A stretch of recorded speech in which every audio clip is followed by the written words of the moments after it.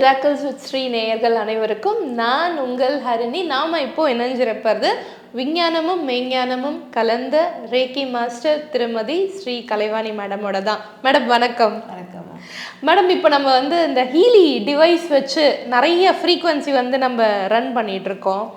இப்போ பொதுவாகவே ஒரு டாக் இருக்கு. இந்த ஒரு நல்ல விஷயமா இருந்தாலும் சரி, இல்லை ஒரு புதுவிதமான திங்கிங்காக இருந்தாலும் சரி, அறிவாளியாக நல்ல பிரில்லியன்ட் ஸ்மார்ட் வே ஆஃப் திங்கிங்காக இருந்தாலும் சரி, ஆர்எல்ஸ் ஏதோ ஒரு விதமான ஒரு சின்ன நோயாக இருந்தாலும் சரி, இது எல்லாமே ஜெனட்டிக்கு, இது எல்லாமே டிஎன்ஏ, இது தாத்தாக்கு இந்த மாதிரி தான் இருந்துச்சு, அவங்க தாத்தாக்கு அப்படி தான் இருந்துச்சு, பாட்டிக்கு இப்படி இருந்துச்சு அப்படின்லாம் சொல்கிறாங்க. சில வித நோய்களாக இருக்கட்டும், இல்லை சில வித நல்ல சிந்தனைகளாக இருக்கட்டும், வே ஆஃப் பிஹேவிங்காக இருக்கட்டும். ஸோ அந்த மாதிரி இந்த ஹீலியில், இந்த டிவைஸில், இந்த ப்ரோக்ராமில் டிஎன்ஏல போயிட்டு அது சரி பண்ண முடியுமா? ஆமாம். ஸோ முடியுமா? முடியும்.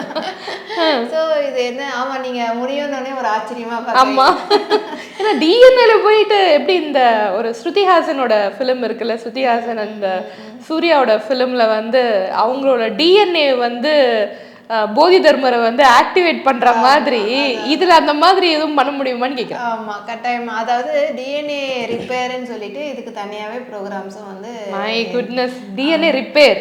அதாவது என்னன்னா, நம்ம இதை ஒரு சாதாரணமான இதுவாக நினச்சிடக்கூடாது. இந்த டிவைஸ் நம்ம முன்னாடி சொன்ன மாதிரி அவ்வளோ ஒரு அற்புதமான விஷயங்கள் இந்த டிவைஸ் பண்ணுது. ஓகேவா? கிட்டத்தட்ட 229 ப்ரோக்ராம்ஸும் ஃப்ரீக்வன்சிஸாக கன்வெர்ட் பண்ணி அதை பண்ணிகிட்ருக்காங்க. ஸோ 9 மில்லியன் ஃப்ரீக்வன்சிஸை கம்பெனி 10 இயர்ஸ்க்கு பேட்டன்ட் வாங்கி பண்ணிகிட்ருக்காங்க. ஸோ அதில் அத்தனை ஃப்ரீக்வன்சிஸும் நம்ம முன்ன சொன்ன மாதிரி பார்த்திங்கன்னா எல்லாமே இந்த பிரபஞ்சத்தில் எனர்ஜி, ஃப்ரீக்வன்சி, வைப்ரேஷன் தான். ஸோ இது நிக்கோலா டெஸ்லா அவங்களே சொல்லியிருக்காங்க. ஸோ அப்படி இருக்கும்போது அத்தனையும் ஃப்ரீக்வன்சியாக இருக்கும்போது நம்ம எது செய்ய முடியாதுன்றதே இல்லை. எல்லாத்துக்குமே வழிகள் இருக்குது. கொஞ்சம் கொஞ்சமாக இப்போ தென்பட ஆரம்பிச்சிட்ருக்கு. ஓகேவா? இப்போ நீங்கள் கேட்ட ஒரு கேள்விக்கே பார்த்தீங்கன்னா, இதிலே பார்த்தீங்கன்னா பயோ எனர்ஜெட்டிக் வைட்டலைசேஷன் சப்போர்ட் அப்படின்னு சொல்லிட்டு ஒரு மெயின் ப்ரோக்ராம் இருக்குது. அதுக்குள்ளே கிட்டத்தட்ட 12 programs mainly related to stem cell ரீஜென்ரேஷனுக்கு, செல் ரீஜென்ரேஷனுக்கு, டிஎன்ஏ ரிப்பேருக்கு, இதுக்காகவே அந்த 12 ப்ரோக்ராம்ஸும் கொடுத்துருக்காங்க. ஸோ இப்போ நம்ம அந்த வரிசையில் ஒரு ப்ரோக்ராமும் நம்ம பார்ப்போம். இப்போ ஸ்டெம் செல் ரீஜென்ரேஷன் அப்படின்னாவே பார்த்தீங்கன்னா கூட போயிட்டு நீங்கள் சரி பண்ணிடுறீங்க. ஆமாம். ஸோ அதுதான் இப்போ சொல்ல வந்தது. இப்போ எல்லாத்துக்கும் என்ன சொல்லியிருக்காங்க, சயின்டிஸ்டே கண்டுபிடிச்சிருக்காங்க. ஸ்டெம் செல்லை எடுத்து நம்ம இது பண்ணும்போது எப்பேற்பட்ட நோய்க்கும் அது வழியாக மருந்து கிடைக்குது, க்யூர் பண்ணிடுறாங்க முடியும். ஏன்னா அது அவங்களுடைய ஆரம்ப கட்டத்திலேருந்தே அந்த இது இருக்கிறதால அது திரும்பவும் இது பண்ண முடியும் அப்படின்றதுக்காக கண்டுபிடிக்கிறாங்க இல்லையா? ஸோ அது மாதிரி தான் இப்போ அது ஃப்ரீக்வன்சி வழியாக நம்ம செய்ய முடியுன்றது தான் இங்கே சொல்கிறாங்க.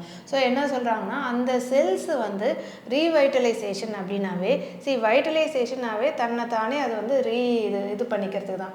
அதை எனர்ஜைஸ், இந்த இம்யூன் சக்தி இன்க்ரீஸ் பண்ணிக்கிறது தான். அப்போ ரீவைட்டலைசேஷன் அப்படின்னாவே என்ன அர்த்தம்?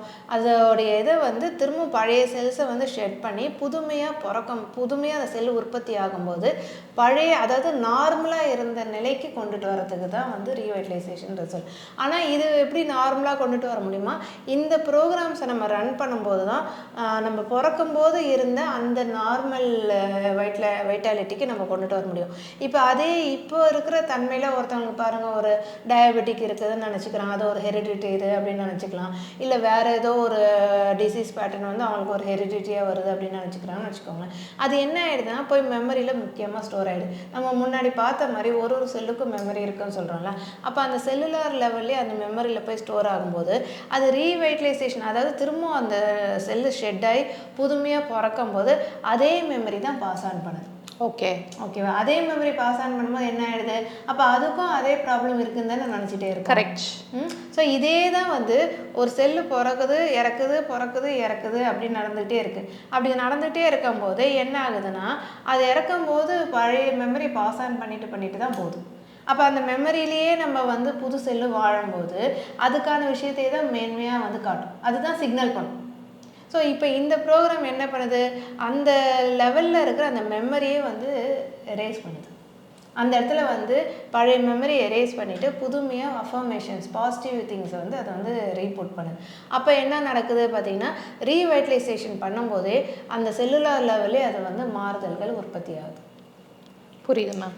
ஸோ இப்போ வந்து டிஎன்ஏவை ரிப்பேர் பண்ணுறோன்னு சொல்லிட்டோம், ஸ்டெம் செல்ஸ் வரைக்கும் சொல்லிட்டோம், இன்னும் வேறு என்னெல்லாம் இருக்குது? அதான் அந்த செல்லுலார் லெவலே பார்த்தீங்கன்னா இந்த ஸ்டெம் செல்லுக்கே இந்த இதுக்கே வந்து பார்த்தீங்கன்னா கிட்டத்தட்ட 3 ப்ரோக்ராம்ஸ் கொடுக்குறாங்க. ரீவைட்டலைசேஷன், ரீஜென்ரேஷன் 1 அது வந்து ஃபஸ்ட்டு ஃபேஸ் ஆஃப் மாடிஃபிகேஷன் உள்ளே நடக்கும்ன்றாங்க. அடுத்தது பார்த்தீங்கன்னா அதுவே வந்து பார்த்தீங்கன்னா ஒரு 1 வீக் to 10 days அந்த ப்ரோக்ராம் மட்டுமே ரன் பண்ணணும் சார். ஏன்னா உள்ள செல்லுலார் லெவலில் உள்ள வந்து ஃபஸ்ட்டு ஃபேஸ் ஆஃப் சேஞ்சஸ் நடக்குதுன்றாங்க. அடுத்தது வந்து ரீஜென்ரேஷன் ப்ரோக்ராம் 2ன்னு சொல்லி கொடுக்குறாங்க. அதுவும் பார்த்தீங்கன்னா செகண்ட் ஃபேஸ் ஆஃப் ஸ்டேஜஸ் வந்து அதில் நடக்குது. அது ஒரு 1 week to 10 days அது மட்டுமே ரன் பண்ணுன்றாங்க. இது கூடவே பார்த்தீங்கன்னா third regeneration cells number 3 program நடக்குது. ஸோ இது தேர்ட் ஃபேஸாக வந்து இதுவும் வந்து இப்போ எதுக்கு இது first phase second phase third phase அதுதான். இப்போ நமக்கு வேணால் இது தெரியாத இருக்கலாம், இது ஏன் first phase second phase third phase. ஆனால் என்னன்னா உள்ளே வந்து ஒரு மாறுதல் ஒரு செல்லுக்குள்ளே நடக்கணும்னா அதில் மல்டிபிள் லேயர்ஸோ மல்டிபிள் இதுவோ வந்து அதில் இருக்கும். இப்போ ஒரு செல்லை நம்ம வந்து மைக்ரோஸ்கோப்பில் பார்க்குறோன்னு வச்சுக்கோங்களேன், அதில் எத்தனை விஷயங்கள் உள்ள நம்ம பார்க்குறோம். அதே ஒரு லேயருக்குள்ள அந்த செல்லு லேயரை எடுத்தாவே அது மைக்ரோஸ்கோப்பில் பார்க்கும்போது நிறைய விஷயங்கள் நம்ம பார்க்குறோம். ஸோ அப்போ வந்து ஃபஸ்ட்டு ஃபேஸுன்றதுக்கு அவங்க ஒரு குறிப்பிட்ட அளவுக்கு அந்த சேஞ்சஸ் நடத்துறதுக்கு அவங்க வச்சுருப்பாங்க. செகண்ட் ஃபேஸுன்றது அந்த ஃபேஸ் முடிஞ்ச பிறகு அதோடைய கண்டினியூட்டிக்கு செகண்ட் ஃபேஸ்ன்னு வச்சுருப்பாங்க. தேர்ட் ஃபேஸ்ன்றது முழுமை அடையிறதுக்கான ஒரு ஃபேஸாக கம்ப்ளீட் வெர்ஷன். இப்போ நீங்கள் கோழி முட்டையை எடுத்துக்கிறீங்கன்னு வச்சுக்கோங்களேன், கோழி முட்டை போடும்போது அது உள்ள லிக்விடாக தானே இருக்குது. இப்போ அது கருவாகிறதுக்கு முன்னாடி உள்ள எத்தனை ஃபேஸஸ் ஸ்டேஜஸ் அது கடந்து வந்து தானே அது ஒரு கோழி குஞ்சா உள்ளே தானே கோழி குஞ்சா ஆகி தானே முட்டையை உடைச்சிட்டு வெளில வருது. அப்போ அதுக்குள்ளேயே நிறைய ஸ்டேஜஸ் அது வந்து கடந்து செல்லு லெவல் எல்லாமே ஆகி தானே வெளியில் வருது. ஸோ அந்த மாதிரி செல்லு லெவல்லே வந்து 3 டிஃப்ரெண்ட் ஸ்டேஜஸ் வந்து கொடுக்குறாங்க, ஃபேஸஸ்ன்னு சொல்லி கொடுக்குறாங்க. ஏன்னா அந்த மாதிரியான கட்டத்திலேயே அது வந்து அந்த பாதிப்புகளை முழுமையாக வந்து எராடிகேட் பண்ணணும் அப்படின்றதுக்காக அந்த ப்ரோக்ராம்ஸ் வந்து இது பண்ணி வச்சுருக்காங்க. Very nice. ஸோ இப்போ அது கூடவே வந்து என்ன இருக்குது பார்த்தீங்கன்னா அடுத்தது வந்து போன் ஹார்மோனின்னு சொல்லி வச்சுருக்காங்க. ஸோ போன் ஹார்மோனினா நேம் இப்போ டிஎன்ஏ ஸ்டெம் செல்லு அடுத்தது போனுக்கு வந்திருக்காங்க. போன் ஆமாம். இப்போ வந்து நம்ம போனுன்றது பார்த்தோன்னே அதை ஒரு ஹார்ட் சப்ஸ்டன்ஸாக தான் நம்ம பார்க்குறோம். கண்டிப்பாக. ஆனால் அந்த ஹார்ட் சப்ஸ்டன்ஸாக ஆகிறதுக்கும் உள்ள செல்ஸ் தானே இருக்குது. ஓகே. ஒரு செல்லும் இது போனாக ஆகணும்னு சொல்லி தானே அந்த செல்லுக்கு இருக்கிற மெமரி வந்து மைண்டு வந்து அதை வந்து போன் ஆகுது. ஓகேவா?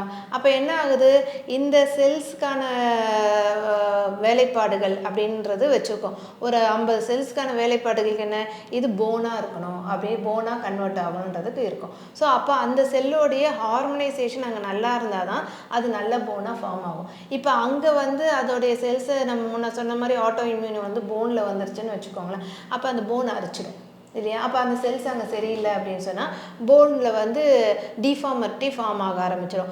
போனில் வந்து நிறைய ப்ராப்ளம்ஸ் வரும். அது வந்து பிரேக் ஆகிறதுக்கு வாய்ப்பு இருக்குது, இல்லைன்னா அதில் ஓட்டைகள் விழுறதுக்கு வாய்ப்பு இருக்குது. அப்போ அந்த போனுக்கு இருக்கிற செல்ஸுக்கு வந்து அங்கே வந்து ஊட்டச்சத்தோ இல்லை முக்கியமான அதுக்கு தேவையான ப்ரோட்டீன் இதுவோ அது எதுவுமே அங்கே இல்லைன்னு அர்த்தம். ஸோ அதுக்கு தான் இவங்க தனியாகவே போன் ஹார்மோனின்னு வச்சுருக்காங்க. பாருங்கள் டீப்பாக எவ்வளோ தூரம் திங்க் பண்ணி. அதுதான் நானும் யோசிக்கிறேன். ஃபர்ஸ்ட் வந்து இவங்க டிஎன்ஏன்னு சொன்னாங்க, அதுக்கப்புறம் ஸ்டெம் செல் சொல்கிறாங்க ரீஜென்ரேஷன் பண்ணுறதை பற்றி. ஆனால் அந்த போனுக்குள்ளேயே வந்து அதை சரி பண்ணுறதுக்கு வந்து ஒரு ப்ரோக்ராம் ரன் பண்ணுறாங்க. அப்போது ஆர்த்தோ டாக்டருக்கு பண்ண வேண்டிய வேலையெல்லாம் இந்த மிஷின் பண்ணிடுது. இப்போ ஆர்த்தோ டாக்டர் போனால் கூட என்ன பண்ணுவாங்க, போன் உடஞ்சுன்னா ஃப்ராக்சர் இருக்குன்னா அது சேர்த்து வைப்பாரு, அதுக்கான விஷயங்கள் பண்ணுவாங்க. ஆனால் அதே வந்து நீங்கள் வந்து இப்போ ஒரு ஃப்ராக்சர் ஆச்சுன்னா கட்டை போட்டுட்டு வந்து வீட்டில் தானே இருக்கிறோம். ஆமாம். அது உடனே கட்டு போட்ட உடனே சேர்ந்துடல. அவங்க என்ன சொல்லுவாங்க, 10 நாள் போய் ஓய்வெடுங்க, எதுவுமே நீங்கள் செய்யாதீங்க, அதுவே தானாக நடக்கும் தானே சொல்கிறாங்க. அதுவே தானாக எப்படி நடக்குது? கரெக்ட். உள்ள வந்து செல்ஸ் ஒர்க் பண்ணுது இல்லையா? அப்போ அங்கே போனில் ஏற்பட்டிருக்க அந்த குறிப்பிட்ட செல்லுலார் லெவலில் இருக்கிற அந்த ப்ராப்ளத்தை அதுவே தான் தன்னை கரெக்ட் பண்ணிக்க ஆரம்பிக்குது. அப்போ அது தன்னை தானே கரெக்ட் பண்ண ஆரம்பிக்கும் போது தான் அது லேட்டரான ஒரு 10 நாள் நீங்கள் ஓய்வு முழுமையாக கொடுக்கும்போது அதுக்கான விஷயம் வந்து அங்கே முழுமை பெறுது. புரியுது. ஸோ இப்போ ஒருத்தவங்க ஒரு ஃப்ராக்சரோ இல்லை போனில் ஏதோ பிரச்சனைனா இந்த மாதிரி ப்ரோக்ராம் வந்து ரன் பண்ணும்போது அவங்களுக்கு இன்னும் ஃபாஸ்டராக நடக்கும்ல. கண்டிப்பாக. ஏன்னா அந்த போனுக்கு டைரெக்டாக இது வந்து எனர்ஜி வந்து போய் பூஸ்ட் பண்ணுது.